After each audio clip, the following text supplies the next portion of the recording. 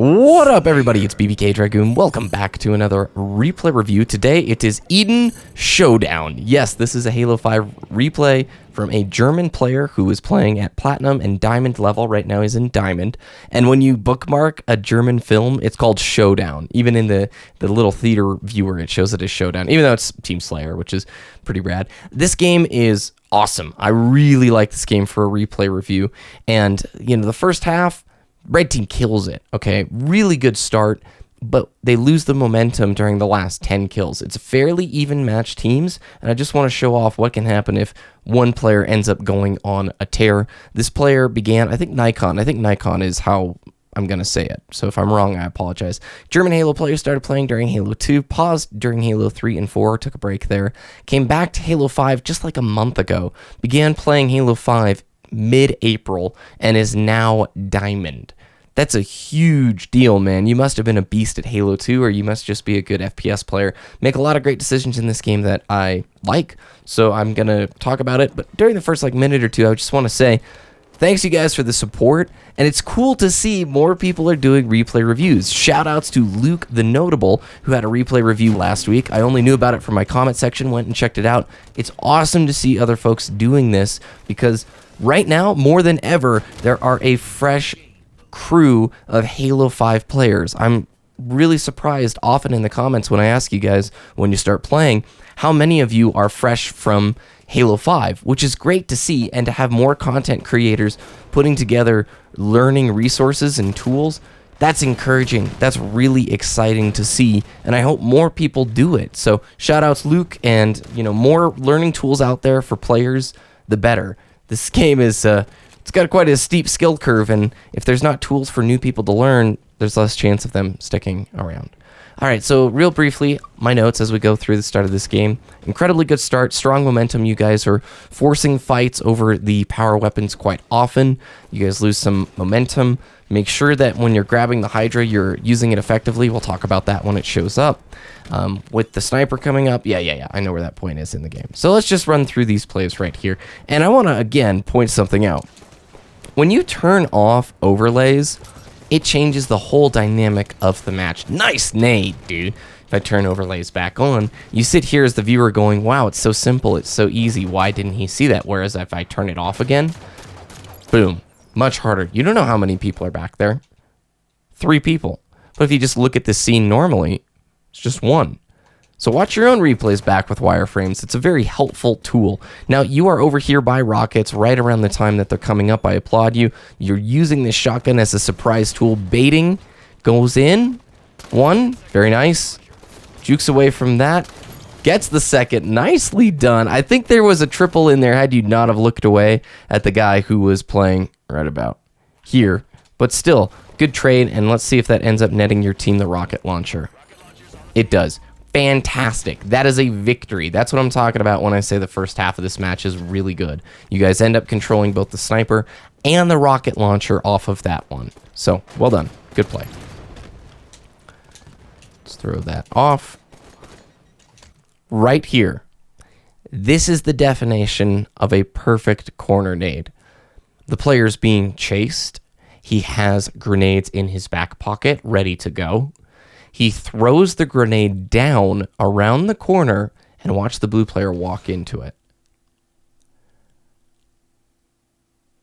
Boom.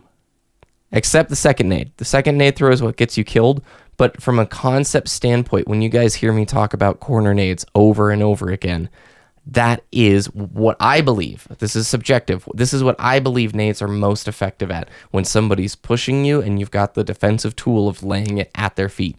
That blue player walked into it. And had you not thrown the second nade, which that's okay, that happens. Had you not thrown that second nade, you win that engagement like 9 times out of 10. So all of my critiques and stuff I talk about in these replay reviews are nothing more than my opinions, and they're not truth. It's subjective. It's just the way I see the game. Everybody's going to see the game a little bit differently.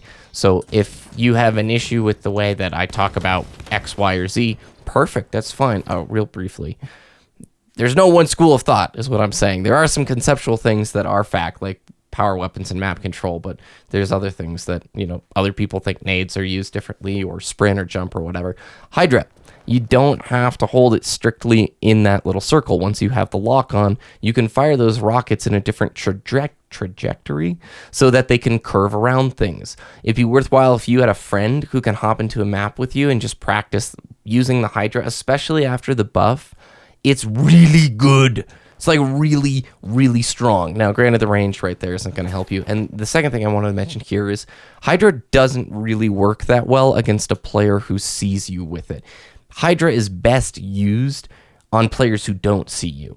That's when it's really, really useful because it gives off this really distinct red light, and they know that it takes a while to lock on, and he can just walk around a corner. What I probably would have done in this situation here, when you pick up the Hydra, your initial shots on Blue Boy did not work. You see the control that your blue team has over here on the rocket launcher side. I would have tried my best to work over to oh, there we go. Come on. And watch out for the sniper, because we know that the snipes is going to be coming up here in about 10 seconds. If you work your way over here, this is going to be a nightmare for the guy who's rushing up to grab the sniper, who has to come up, take the time to grab it, and then either drop back down or go back the way he came. That's just, you know, what I, well, in an ideal world would have done, but I don't think I would have known that in-game. But if I was watching back the replay, that's something I would have looked for in my own gameplay, saying, hey, using Hydra against a dude who's looking straight in my face, that's just probably not going to work out too well. Still out of range a little bit. So we fast forwarded a little bit further to the next rocket launcher spawn. You're in the correct position on the map, although you are in sort of troubled waters. You see 3 blue players sort of encapsulating you with not a lot of backup. Let's see how it plays. Gets a nice kill. Red teammate comes in to defend. You turn around and predict the blue team spawn, which is great. Using this piece of cover right now is a little dangerous.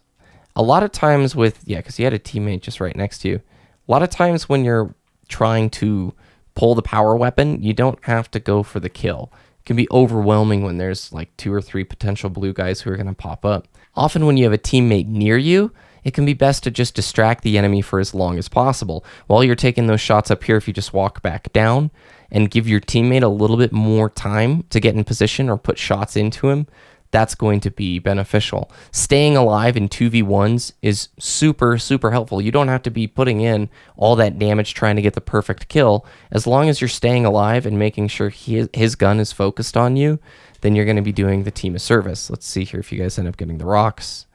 They both push in at the same time. SMG kill. No. So they end up getting the rocket launcher. And this is the lead that I was mentioning earlier. I think they have Hydra too. They do have Hydra.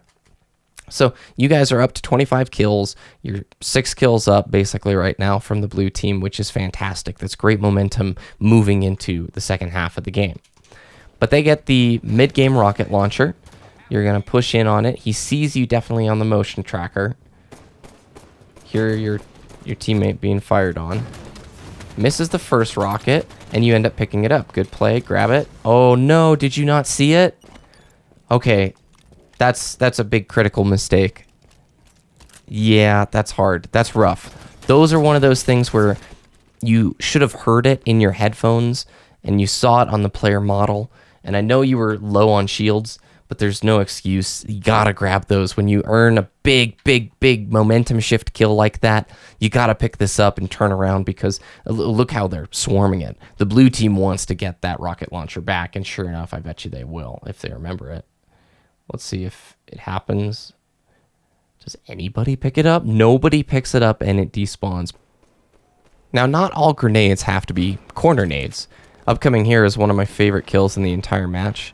You see the blue player. I'll turn wireframes off. What a well-timed grenade, dude. That was really, really nice. Let's see if the Hydra's up. Hydra is up. This is a weapon, especially after the buff, to pay close attention to, because I think it's really good. Just like the caster, they're 2 underused weapons that are very strong. So you're pushing up your blue catwalk. You've got the shotgun. I think you're going to work your way towards the back stairs to get a couple of those close range encounters, possibly. We'll see how it plays. Now, the rocks are up in about 30 seconds, so this is kind of an interesting place on the map to fight. And by interesting, I don't think it's the best option. This blue team that you've been matching has done a great job the last few minutes of controlling the rocket side of the map, which gives them easier access to it once it pops up. Especially on Eden, rockets is like a guaranteed 2 or 3 kills. On tight matches like these, that matters. So rocks are going to be up here in about 15 seconds. Grabs the BR, sneaking in for maybe a shotgun kill. Does he get it? Oh no. So rockets are up in 10 seconds. You guys are still fighting over here. I would like to go see who's going to grab rocks. If I can get over a wall. And it's going to be a blue teammate who's totally uncontested. Oftentimes, it can be best to fall back instead of pressing one of these corners because these 3 guys have succeeded in being fantastic distractions. There's snipes. There's rocks. They've got both of them. Nice kill. Pops back around the corner. We're watching that motion tracker carefully. And let's see. Yeah, there's 1 kill with the rocket launcher. They're already starting to even the pace. If you take a look at the scoreboard, you can see it moving sharply. I think they get a double here. So the light rifle takes you out from red, and then it also takes out one of your teammates. Boom, they're now within 3 kills from you instead of 6. It's little small advantages that add up over time, things like them grabbing both power weapons and securing a decent amount of kills. Remember where we just died from. We got shot from the light rifle somewhere on the blue side of the map. Now, if I turn off the wireframes, you're not going to notice that guy until you pop out. But as you come across here and you hang out on catwalk, I think he does get some shots into you. Let's see. Push right back up. Does he take him out? I think your teammate... No, he's still there watching. Okay. Back off. Good disengage. He knows that you probably have the shotgun at this point, so... I'm just going to talk real briefly. Eden, I love controlling this side of the map, the rocket side of the map, because you've got good clear view into their main spawn, good clear view into the other spawn, but it's just easy access to what I think is the best power weapon on the map. If you've got a really good sniper, then go for it. Really work on controlling the sniper rifle, but I struggle like mad to snipe on this map. I feel like I'm under pressure too much. Having the shotgun out here is only going to help if he was trying to jump on the boxes to get in. I'm just going to note that. So just bail. Just bail. Ooh, he could have gotten you there. I think there was a little sliver of time where he could have grabbed you. Sniper rifle is up on catwalk if you wanted to brush up there and grab it. And that might be worthwhile for your team. Move, sir. Did the nade blow it somewhere? Or was it out? No, it's still there. It's just hiding in the shadows. Hiding like a good little sniper rifle does. If you're playing with random teammates, you probably would never see that. Grab those splinters. We've missed them a bunch of times. I don't know. Maybe saying to grab your splinters there was dumb by me, because that probably would have gotten you killed anyway. But don't forget about those splinter nades. They're like easy one-shot kills.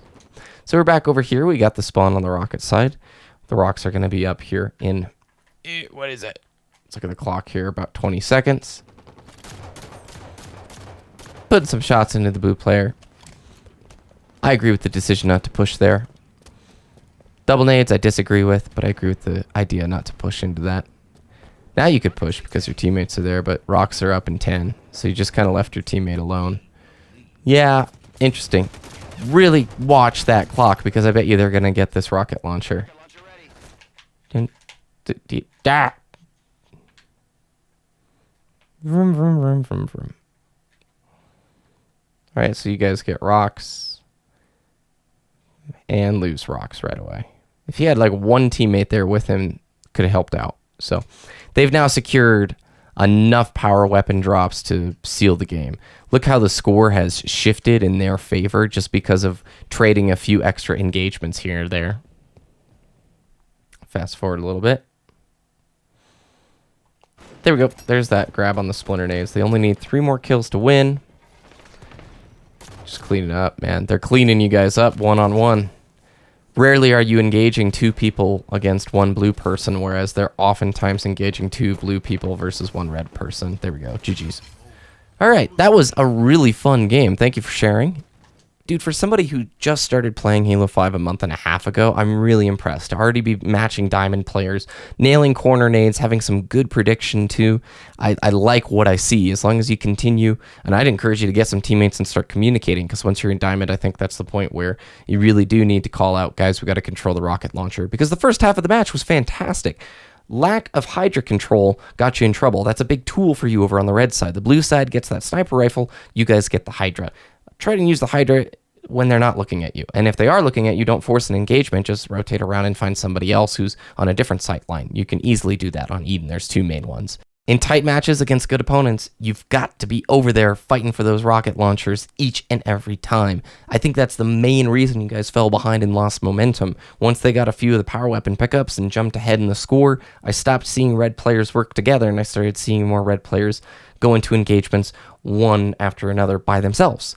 And you'll lose 2v1s all day long in Halo 5. This is just personal opinion, but I think you should try and control the rocket side of the map on Eden instead of security and catwalk. I find that the rocket side, you've got easier access to more escape routes, and you're less exposed. Plus, there's better weapons over there. The shotgun is not nearly as good as the rocket launcher on this map, but that's just a personal opinion. Thank you for this replay. I appreciate it. I wish you the best of luck in the future Halo endeavors. I have no doubt we're looking at an Onyx or Champion player if you continue playing. Everybody, thank you for watching. Have a great rest of your weekend, and we'll see you next week.